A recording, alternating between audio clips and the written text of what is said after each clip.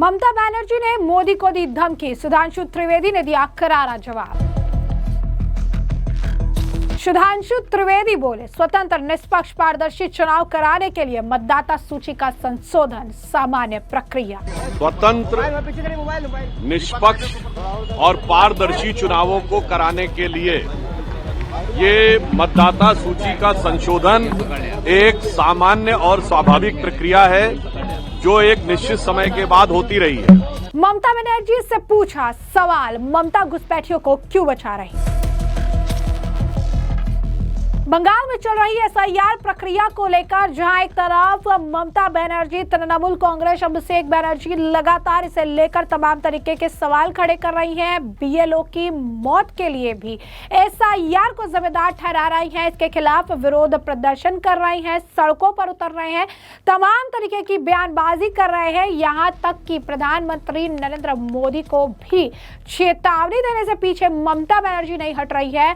उन्होंने हाल ही में कहा था कि अगर कुछ हुआ तो मैं नींव हिला दूंगी, बुनियाद हिलाकर रख दूंगी। और उन्होंने कहा था कि इससे पहले भी उनके कई सारे नेता और वो खुद भी कह चुकी हैं कि अगर वोटर लिस्ट से किसी का नाम कटा या कुछ किया तो अच्छा नहीं होगा, बंगाल में तबाही मचा देंगे, आग लगा देंगे। इस तरीके के तमाम बयान, भड़काऊ बयान जो इनके द्वारा दिए गए हैं।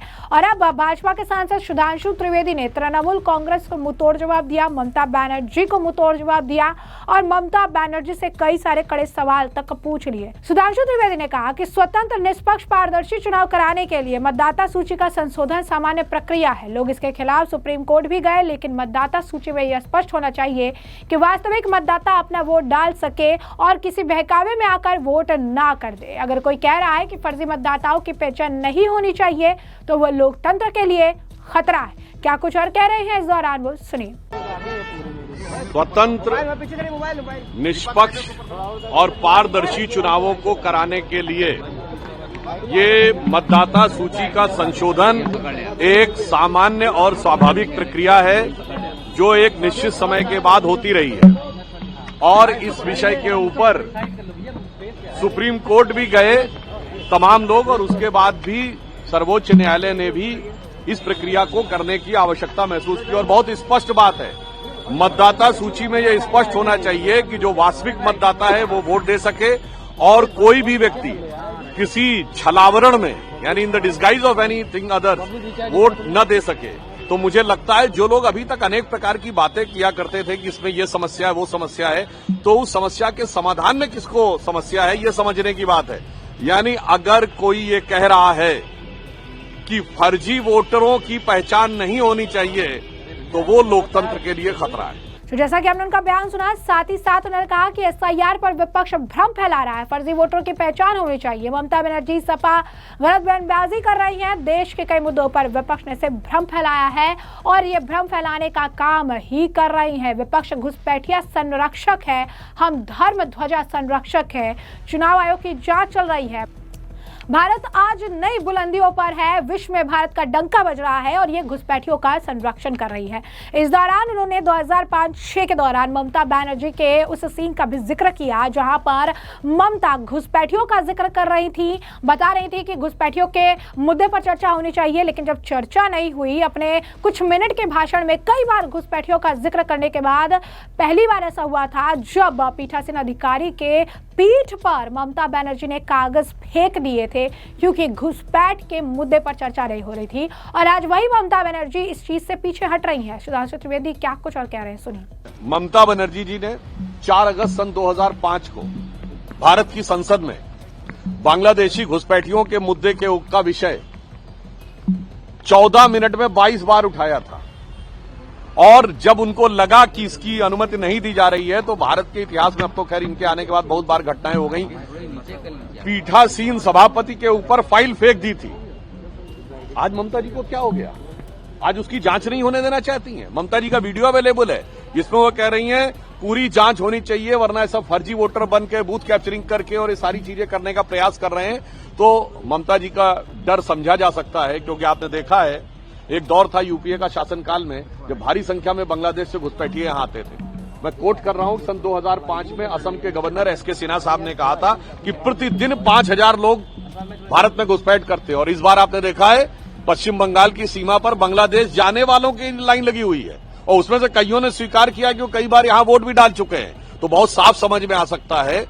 मैं एक लाइन में कहूं कि माननीय प्रधानमंत्री जी ने कल श्री राम मंदिर की ध्वजारोहण समारोह को में भाग लिया, तो एक तरफ हम हैं जो धर्म ध्वजा संरक्षक हैं और दूसरी तरफ विपक्ष है जो घुसपैठिया संरक्षक है। तो जैसा कि आपने उनका बयान सुना, इस दौरान उन्होंने ममता बनर्जी के विधायक द्वारा बाबरी मस्जिद को लेकर किया गया जो बयान था, दिया गया बयान था, जिसके लिए कह रहे थे कि आधारशिला रखेंगे, शिलान्यास करेंगे, उस बयान पर भी उन्होंने प्रतिक्रिया दी और कहा कि जो इनके दिल में होता है वही इनके जुबान पर भी चला आता है। और उन्होंने कुछ इतिहास की चीजों का एग्जाम्पल देते हुए सवाल पूछ दिए कि वहां पर अब उन्हें बताना पड़ेगा कि बाबरी कीट रखने की बात कर रही है, लेकिन इसके बारे में क्या जानकारी है, सुनिए क्या कह रहे हैं सुधांशु। मुझे लगता है कि इन लोगों के वास्तविकता में दिल में क्या होता है बहुत साफ सामने आ जाता है। आपने देखा कि दिल्ली में आए थे प्रदूषण के बारे में प्रदर्शन करने और करने लगे नक्सलियों का गुणगान। उसी प्रकार ये सेक्युलरिज्म का आवरण ओढ़े हुए ये तथाकथित बाबरी मस्जिद की बात करने वालों से मैं पूछना चाहता हूं, कोर्ट ने तो हमेशा उसको डिस्प्यूटेड स्ट्रक्चर कहा, विवादित ढांचा। ये बाबरी मस्जिद शब्द कहां से आया? और मैं याद दिलाना चाहता हूं 1857 में अवध को कैप्चर करने के बाद ब्रिटिश टाइम की जो पहली ऑफिशियल एफआईआर है उसमें उसके लिए मस्जिद जन्म स्थान लिखा है और वहां के मुतवली ने खुद साइन करके लिखा है नवंबर 1858 में फैजाबाद के थानेदार को कि 25 निहंग सिखों ने आके कब्जा कर लिया है मस्जिद जन्म स्थान पर। तो मैं उनसे पूछना चाहता हूं, मस्जिद थी भैया, वो जन्म स्थान किसका था? और मैं एक और बात कहना चाहता हूं कि जो लोग ये ख्वाब पाल रहे हैं उन्हें याद रखना चाहिए कि अब एक बात तो बहुत साफ हो गई कि इन लोगों के मन में सकारात्मक बात कोई नहीं है। 5 एकड़ जमीन जो मिली हुई है मस्जिद के लिए, राम मंदिर बन के तैयार हो गया, ध्वजा पताका भी फहरा गई, उसमें मस्जिद में क्या हो रहा है? वो नहीं करना है और दिल में बाबरी के अरमान है। ये दर्शाता है कि तृणमूल कांग्रेस और विपक्ष के मन में जो कट्टरपंथी वोटों के साथ समझौता है, उस कारण से मैं एक शब्द में कहना चाहूंगा, ये लोग कहते हैं भारत में सेक्युलरिज्म खतरे में है, नहीं, सूडो सेक्युलरिज्म की वजह से भारत का भविष्य खतरे में है। तो जैसा कि आपने इनका बयान सुना, साथ ही साथ आपको बता दें कि इस पूरे मामले को लेकर खासकर ममता बनर्जी के बयान और विरोध प्रदर्शन को लेकर बीजेपी के एमएलए शंकर घोष का बयान भी सामने आया है। कह रहे हैं कि ये सब ड्रामा है। एक तरफ वो और उनके मंत्री फॉर्म ले रहे हैं, उसे भर रहे हैं, फिर ये सारी तस्वीरें सोशल मीडिया पर पोस्ट कर रहे हैं, दूसरी तरफ सड़क पर विरोध कर रहे हैं। उन्होंने कहा इसका क्या मतलब है? मैं बस एक ही शब्द कह सकता हूँ, डबल स्टैंडर्ड। वो अपनी पॉलिटिक्स जो इसी ब्रैकेट में रखती हैं। जब वो विपक्ष में थी तो उन्होंने सोचने का तरीका रूलिंग पार्टी में होने से अलग था, डेमोक्रेसी के नाम पर पावर में आई और पश्चिम बंगाल की डेमोक्रेसी को बर्बाद करके रख दिया। इस तरह से विरोध कर रही है, उसका एक ही मतलब है, शायद उन्हें एक आइडिया है, एक आइडिया कि अगर मरे हुए वोटर, डबल ट्रिपल एंट्री वाले वोटर, नकली वोटर ही तृणमूल कांग्रेस का असली वोट बैंक है और उन्हें डर है कि अगर उन्हें लिस्ट से हटा दिया तो वो चुनाव हार सकते हैं। क्या कुछ और कहना है उनका, सुनिए। All a drama, like previously she staged several kind of drama. This is also a new version of a drama. One side, she and her minister, they are receiving forms, they are filling up the forms, and then they are also posted all these photographs in the social media.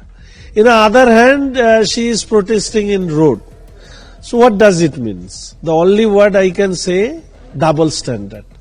She maintains her politics in this bracket, double standard.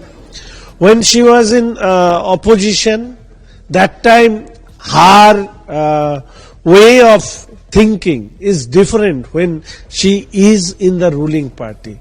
In the name of democracy, she came into the power and she ruined the democracy of West Bengal in every corner. In case of SIR, all we know that it is the process of cleansing of voter list, addition, deletion and inclusion, etc. will be done after a particular period of time. Now the way she is protesting, the only thing is that she has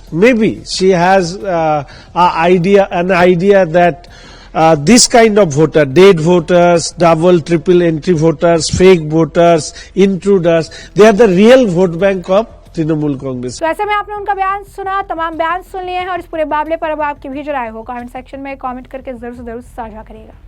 धन्यवाद।